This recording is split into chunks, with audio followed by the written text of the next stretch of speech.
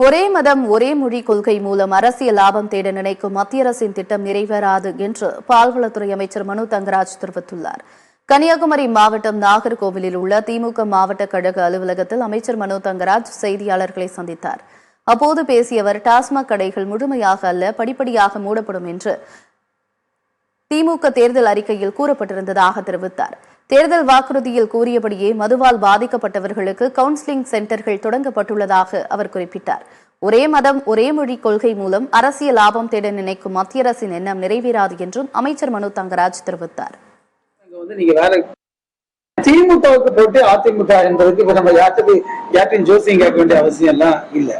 இது நாங்க இன்னொரு ஒரு யாருக்கு மக்காலத்து வாங்கி பேசணும், அது சாதாரணமா இயல்பாகவே உள்ளதான். அவங்க ஆட்சியில் இருந்த கட்சி, அதிகாரத்தில் இருந்த கட்சி, அவங்க அமைப்புகளில் இருக்கிறது. அவங்க தேர்தல் இப்போ அவங்க எத்தனை எம்எல்ஏக்கள் இருக்கா, பிஜேபி எத்தனை எம்எல்ஏ இருக்கு, ஏன்னா இவங்க சர்க்கஸ் பண்ணி மாத்திடுவாங்க. அதிமுக எத்தனை எம்எல்ஏ இருக்கு, பிஜேபி எத்தனை எம்எல்ஏ இருக்கு, சர்க்கஸ் தான் பண்ண முடியுமா, இல்ல மாந்திரிகம் தான் பண்ண முடியுமா? எந்த மந்திரமும் தந்திரமும் இங்க நீங்க வேலை கூடாது. நீங்க நான் இன்றைக்கு சொல்லுகிறேன், கோயம்புத்தூர்ல அவங்க ஜெயிக்க முடியாது, வேற எங்க என்ன பண்ண போறாங்க? எல்லாம் பேச அழகா இருக்கும், அதுல இதெல்லாம் ஒண்ணுமே வேலைக்கு ஆகாது. இந்த கூட்டணி நீங்க முதல் இதே எங்களுக்கு வெற்றி.